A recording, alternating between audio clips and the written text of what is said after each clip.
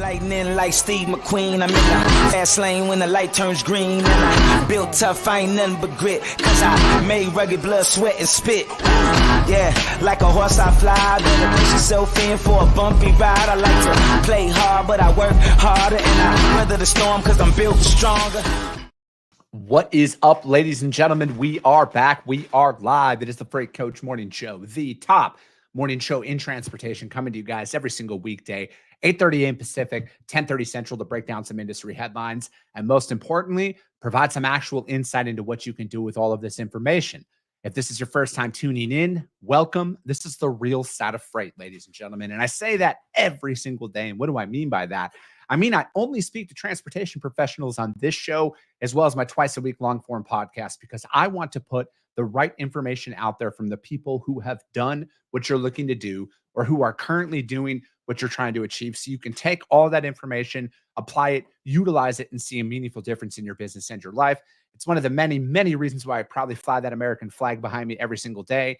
A, we're the greatest nation on earth, but B, I'm living my American dream, and I want to help each and every one of you live yours as well. What is up? Happy Monday. Corey Buchan watching over on YouTube. Thanks for tuning in. Bill McIntyre watching over on LinkedIn. Good morning to you as well. It is Monday, you guys. I am ready to get rocking. We got freight moving today. We had a busy week to end the week last week, and we are definitely trending in that direction as well, kicking off this week. We got a lot of freight moving, you guys. And it's all going to down to the effort aspect of things. And Tracy St. Clair watching over on YouTube as well. Good morning to you. And as I've been saying here on the shows lately, I'm kind of tying in the little daily stuff that I used to do when I first started creating content, because as things grow, as things progress, my time is very focused on business development and everything else. And, creating content outside of my live show or my podcast and kind of the promo posts that I do for that. It's just, my bandwidth is kind of maxed out from that perspective. And I'm out here just making sure that everything's done and, with everything. But I used to do this thing called a Mindset Monday post. And a lot of it was, and still to this day, of me just figuring things out as I go. When I first started creating content, a long time ago, I didn't know what the hell I'm doing. And frankly, a lot of it right now, you guys, I still don't know what I'm doing. I shoot from the hip more than anything. And from my perspective, I am I'm constantly learning. I'm constantly assessing how I'm operating. And, it's also one of those things that I think about is like, what was always holding me back, right? And in those moments, what holds me back from, if I don't say exactly what's on my mind, or if I don't make my phone calls in the day or my prospecting emails for the day, what stopped me from doing it? And then frankly, it's always you, right? Like, first and foremost, it's a tough pill to swallow, but it's always you. You're the only one that's stopping you. If you're out there and if you're thinking about creating content, right? Because this is one thing that, I'll see. I have a strict 1 minute policy on social media now. I'll scroll until I see my first negative or comment about somebody complaining about something, and then I just get off. Usually it lasts about a minute on every platform. But, I always see this too, about haters and stuff. It's like, I mean, who gives a shit, right? Like, quote unquote, there are no haters out there. You make up a lot of this shit in your head. No, when you first start out, no one's going to remember anything that you do or say. And it's the same thing in sales too. The first couple of times that you're going to reach out to somebody, they're not going to remember you. This is a tough pill to swallow. You're not that important. You're not going to throw off their day or their trajectory off that much where they're going to be like, oh my gosh, do you believe? It's just not going to happen. Everyone's going through their day, their own thing. When you're out there creating content, is there negative comments? Yeah, there is. But you know what? Frankly, you guys, they're not going to come up and say anything to you in real life, because you're not going to say shit to me in person. All right. You're just not. Because some of the people who have done that, I've seen in my conferences, and they always put their head down and walk the other direction. So who cares, right? Who cares what other people might think about what you're doing? So it's like, I'm just a firm believer that, if you want to start that podcast, start that podcast. I was just DMing with somebody a couple of weeks ago. I saw that they were like, hey, we're starting this podcast. I DM them and let them know. I'm like, hey, congrats. Let me know if you need anything, because I think more people should create content. I truly do. It's a very rewarding thing.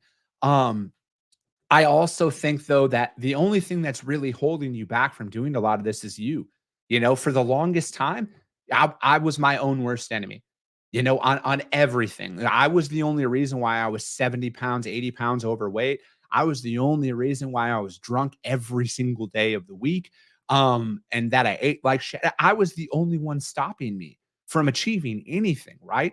And it's the same thing if you're sitting there like, why is my book of business not progressing, or why is my business not progressing? The hard truth is it's you.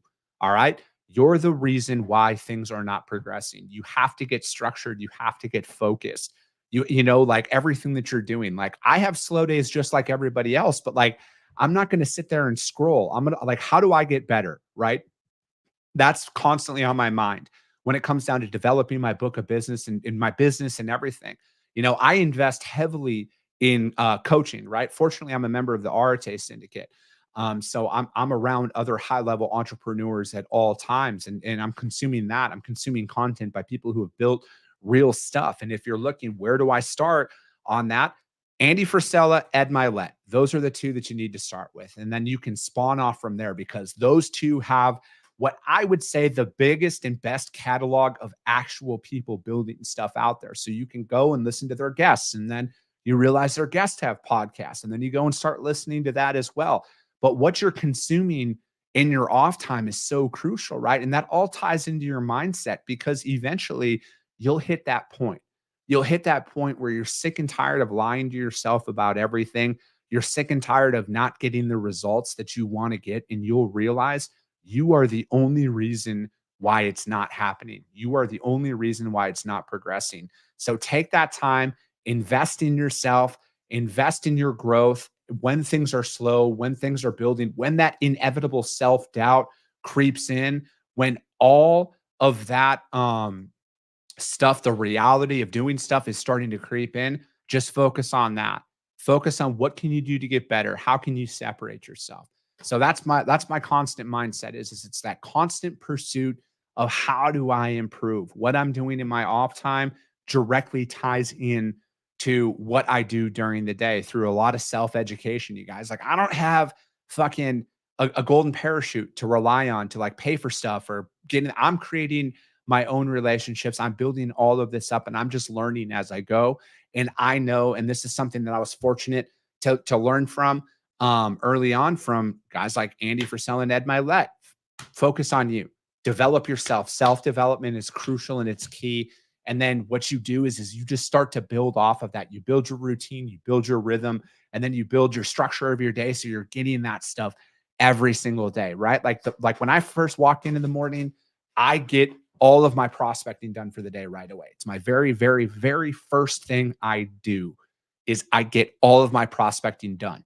So I know that no matter what, at least I can look back in my day as a win because I know I made all of my outreaches. So, all right, let's get into some articles. I know that was a little bit long-winded, but you guys, I feel like at the end of the day, there's enough negativity. There's enough bullshit out there all over social media. I'm just going to continue to do what I do. I'm not going to partake in any of that stuff. I'm going to continue to add value to the industry. And, rest assured, you guys, I'm in the trenches with each and every one of you. I have everything tied into the success of my business. So let's make some stuff happen. Chris Lowenberg, happy Monday after a great Veterans Weekend. Even though every day should be, Chris, I couldn't agree with that more, brother. Every single day should be a Veterans Day. You should appreciate what veterans do for this country every single day. Not a day, not a week, not a month, every single day. I'm right there with you, brother. April Maroney, what is up? Good morning. Make it happen. Zena, what is up? Happy Monday to you. Jason Doc Brown, how many touches or outreach in the AM prospecting? It just depends, man. It will go anywhere from 65 to 85 a day. I structure it out, man, where because he says any type of goal with it. I do a category of brand new prospects because I'm constantly refreshing my lead list and going out there. And because I'm very hyper focused, man. We do open deck and heavy haul Yes, we do dry van and stuff because building materials do need to be shipped on dry vans and box trucks at times. So we'll go after that. But our primary outreach is to open deck and heavy haul shippers. So I want to go out there and I want to focus, probably 60% of my outreach in the morning on brand new prospects that I haven't touched yet. And then 40% is going to be existing prospects that I have reached out to, that I have maybe established some form of communication with. And it's all about that follow up. My follow up cadence is really every other week when it comes to existing prospects. I don't believe in inundating their inboxes every day or every week. I think that you're going to get yourself blocked right away on that. So I hope that kind of clarifies some of that for you. Cody Kaler, my man, coming in hot. Good to see you, Cody. All right, you guys, let's get into some articles here. The very first one we are going to break down. And as always, you guys, all the links to all the articles I will put up on the YouTube channel, as well as the Coffee with the Freight Coach audio only replay. Let me see here. Thomas Weirding, truck it up today. Thomas, I thought you transposed that T there for a second. I was going to say, all right, freight morning, y'all. Hans, I will answer that here in a second. I'm just going to break down this first article and then I'll get that for you, man. TTnews.com, trucking enters strong but uncertain holiday season. Trucking industry is heading into a strong but somewhat uncertain peak season, with consumer spending expected to remain high even amid a soft economy. UPS founded Where to Go noted in a September 12th survey that 73% of merchants expect holiday sales to be higher than previous years, despite the uncertain economic outlook. The study also noted that several years of market disruption have led them to shift their strategies, with 93% of respondents noting that they have adjusted their peak planning. We're hearing that interest rates are going up and that things are not going well, everything like that, said Kelton Kosick. He's the head of supply chain at Where to Go. Well, welcome to reality there, Kelton. I would say interest rates have been going up, and things are not going as well out there in the real world, because inflation is a very real thing out there. I just looked, my overall expenditures in my business and everything else is up 37% year over year. Granted, a portion of that has been reinvested back into my company, but a 37% spending increase out there. So take that for what it is. Then you randomly get hit with whatever it was a week or two ago with consumer spending being up, and everyone just keeps spending. So it's very bizarre, he said, and it's made it challenging in something that we really haven't seen on a macro scale. The National Retail Federation forecasted on November 2nd that holiday spending during November and December will grow between 3 and 4%, a record between 957 and 966 billion with a B. And that is a whole new set of dynamics to deal with. The average household remains on relatively solid financial footings despite pressures from still high inflation, stringent credit conditions, and elevated interest rates. Recent revisions to government data indicate that consumers haven't drawn down as much from their pandemic savings as believed. P44 or Project 44 found its annual peak season survey on October 25th that 54% of consumers plan to buy at least half their gifts online this year. It also found 79% of respondents are confident gifts will arrive on time. I think overall, we are actually in the smoothest peak season we've had since probably COVID, said Jenna Slagle, a senior data analyst at P44, and that the only snafu that they saw is if retailers aren't using smart ETAs and they aren't adjusting fast enough to the delays on the Panama Canal. I think that, let me see here. Give me just 1 second. We know it's going to, okay, that peak season is going to go, volumes are going to spike, and that there always is. Kosick's also stressed the importance of warehouse providers planning their labor, and that we're definitely still going to see a downturn in on-time performance for the last mile market, especially just because of increased volumes. DHL conducted a survey of small and medium-sized enterprises about their holiday shipping season expectations, and supply chain delays were the biggest anticipated challenge. It wasn't, to me, entirely surprising that the key findings were that people are proactively looking at holiday planning. That's important to them, and that people are making sure that they don't get caught with any supply unpreparedness in their supply chain. Um, I think it's a good sign, right? Like, peak holiday season is still a thing. It's going to be interesting. I don't know about some of the data that they're talking about the savings and everything not going down. I mean, correct me if I'm wrong, fact checkers. I saw something recently that credit card defaults were at an all-time high.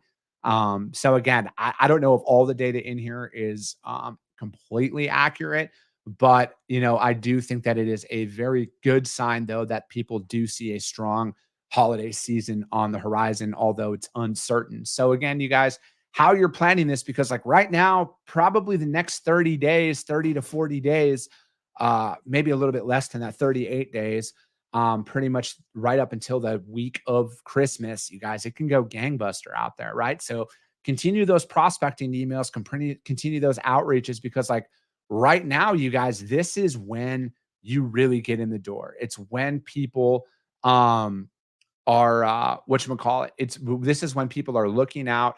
This is when people are actively searching for those providers to help with the holiday rush and everything that's going on, you guys. So hit it up. That article, ttnews.com, trucking enters strong but uncertain holiday season. Hans says, how can we send you a quote request? Hans, are you talking about Chris Jolly here? How can we send you a quote request? You can email me direct, Hans. You can just email me cjolly@freightcoachlogistics.com, and we can talk there. Or if you're watching on, if you have me on LinkedIn, if you want to send me a direct message on there, and I can respond to that. But I'm here to help in any way I can. All right. Next article we are going to break down. And I personally think this article is a bigger threat to the industry of owner operators than it's really getting credit for. This is from the JOC.com, and it is U.S. shippers expanding private fleets in uncertain truck markets. I know that doesn't necessarily affect the overall drivers as a whole, because in the event a lot of these private these companies expand their private fleets, that's going to create more and more driving jobs. But I think this is a bigger threat to the small owner ops than anything, because this is just less and less freight that's going to be available to the open market if they continue to build out a lot of their private fleets. I truly do, because this means that there's going to be less loads going out to the spot market or going to brokers and everything else. So I think that this is a lot bigger than I think it's even really being talked about. But let's get into this article. This is written by my good friend Bill Cassidy over at the JOC. And it goes on to say, U.S. shippers are increasingly putting control of their freight into their own hands, boosting the use of their own privately operated fleets, despite a truckload market that is favorable to them. The trend underscores the growing importance of stability, consistency, and predictability in increasingly integrated, time-dependent, and complex supply chains, shippers and logistics executives told the JOC. But the shift of more freight to a private fleet isn't universal. Dedicated trucking is a popular alternative, and many shippers have distribution networks that make using company-owned trucks less economical. Some of the largest private fleets are operated by retailers, including Walmart, Dollar General, and Amazon. But the growth of the private fleets appears to be affecting capacity in the broader truckload market and may help to keep pressure on rates with less freight tendered to for-hire carriers. I believe we are seeing a shift of focus beyond cost to providing control and enhanced visibility in the supply chain, said Tom Moore, an executive VP of the National Private Truck Council. Shippers are seeking a new balance among dedicated, private, and one-way services. The Council of Supply Chain Management Professionals said in its 2023 State of Logistics report, from 2020 to 2022, shipper spending on private fleets and dedicated trucking rose 30%, according to the report. The pandemic forced shippers to become more flexible in terms of their services they buy and what they offer to their customers. One customer might want a dedicated fleet with gold-plated trailers, while the other one wants a low-budget option, said one food shipper who did not want to be identified. That shipper does not operate a private fleet, but agreed that the company owned trucks are one more option a shipper can offer in pursuit of that new balance sided that's out there. And I've actually, because I interviewed an old customer of mine actually who I used to work with back in the day. And, he's a good friend of mine. And we were, because that's what they did, right? Like they want to get it to where 90% of their freight is ran on a private fleet and only 10% is set out there. And he put it, is kind of like what they were talking about. It's just that reliability, right? It's knowing that it's their truck. They know that if there is a breakdown, they know exactly where everything is. They can react faster. They can send another truck up there. And it's a really good one. It was with Milton Haas.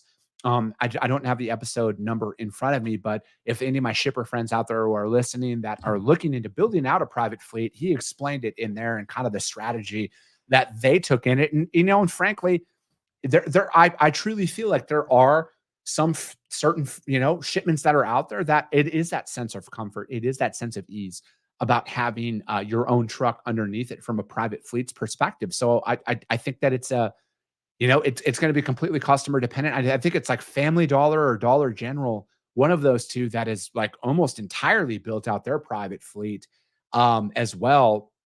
It's interesting to see them take on that strategy, especially because there are customers out there that don't want to deal with transportation internally, and that's why they utilize outside providers. So it's interesting to see. Yeah, right here it goes on to say Dollar General in August said its private fleet handled 50% of its outbound shipments from distribution centers to stores. It's the control over outbound distribution that has spurred many companies to establish or reestablish a private fleet after previously outsourcing such movements. The NPTC's latest benchmarking study found 70% of respondents use their private fleets for outbound distribution, and that for hire accounted for 17%. For decades, private fleets were seen as cost centers that were out there. And then let me see here. In fact, in the face of capacity constraints through the most of the pandemic, shippers responded by expanding their private fleets.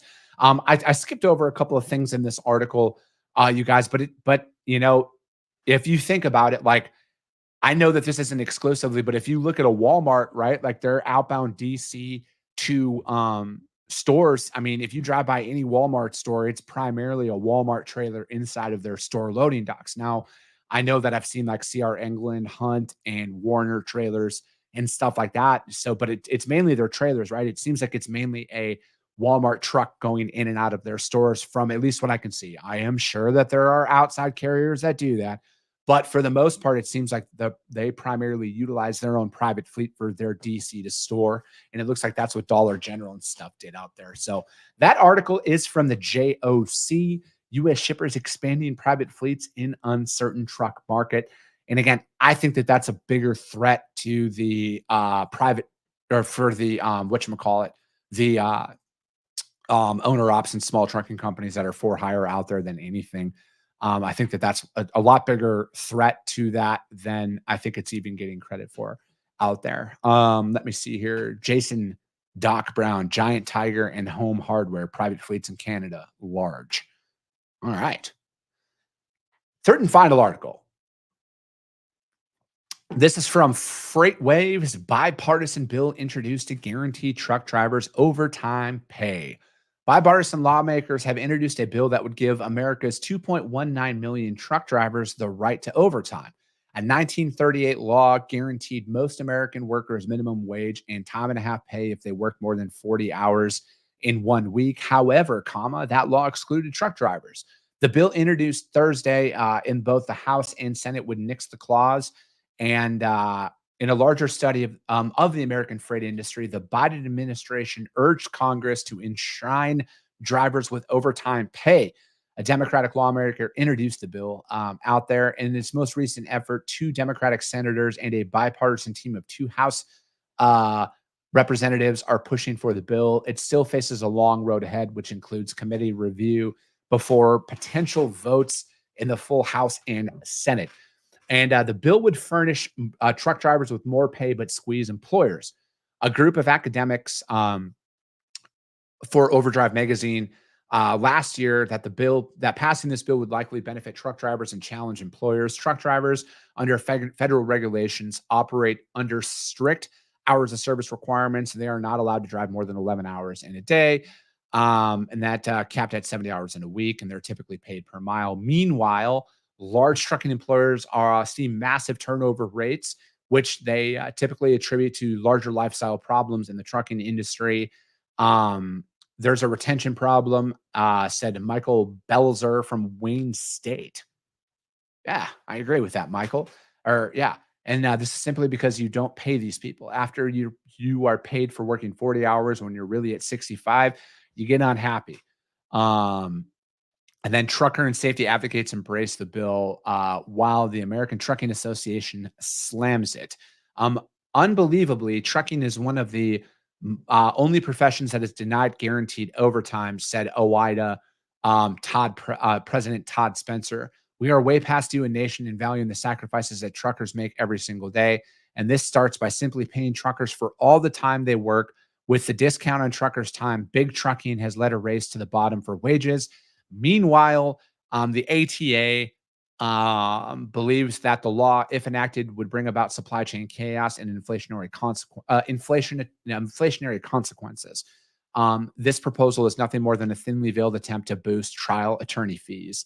And then it would reduce drivers' paychecks by decimate trucking jobs out there. According to the Bureau of Labor Statistics, heavy and tractor trailer drivers earned a median annual salary of $49,920. Data from the ATA lobbying group, made up of predominantly large trucking companies, found average pay for truckload drivers was about 70 grand before benefits in 2021. I'm going to have to look into this a little bit more. I'm not opposed to overtime for company drivers, but I don't understand. And again, I'm going to look into this, and if I have to jump back on it, I will. I don't know how you could make that a law for like owner operators and private companies, right? Like, or not private companies, but like smaller fleets and stuff. Like I could see them. And again, this is not picking on Warner, for example. This is just an example. I don't see how I could see how, that would be a thing for them, right? If you're going to work over a certain amount of hours, you get overtime for it. I get that, but I'm going to have to look into it more to see how that would apply to owner ops, or in stuff like that, because I don't know how you could regulate that, right? Because as a business owner, I don't get mandatory overtime when I work over 40 hours a week. I work over 40 hours a week every single week. But I could see if that was applicable to company drivers. I don't know how it would be to owner operators. I'll do some more research on this and I'll go back. But yeah, I truly think that they should look at this a little bit more for company drivers. And if they're not getting any overtime, I think that you're going to be able to come to an agreement on that. But that one is from Freight Waves, bipartisan bill introduced to guarantee truck drivers overtime pay. Those links to those articles, you guys, will be put up on the Freight Coach YouTube channel, as well as a copy of the Freight Coach audio only replay, which is available on iTunes and Spotify almost immediately after the show. So Michelle LeBlanc, Walmart is definitely huge for a private fleet, but PepsiCo actually tops them because they have all the free. Yeah, it's good to see. Yeah, Michelle, couldn't agree more on that. All right, you guys, that'll be it for today. As always, you guys, if you guys got value in what you heard, subscribe to the show, you guys. Share it out there to your network, because at the end of the day, that's how we grow. Most importantly, that's how we help more people, is because if you see value, your network will see value as well. I appreciate you guys. I love you guys, and we'll be talking to you soon.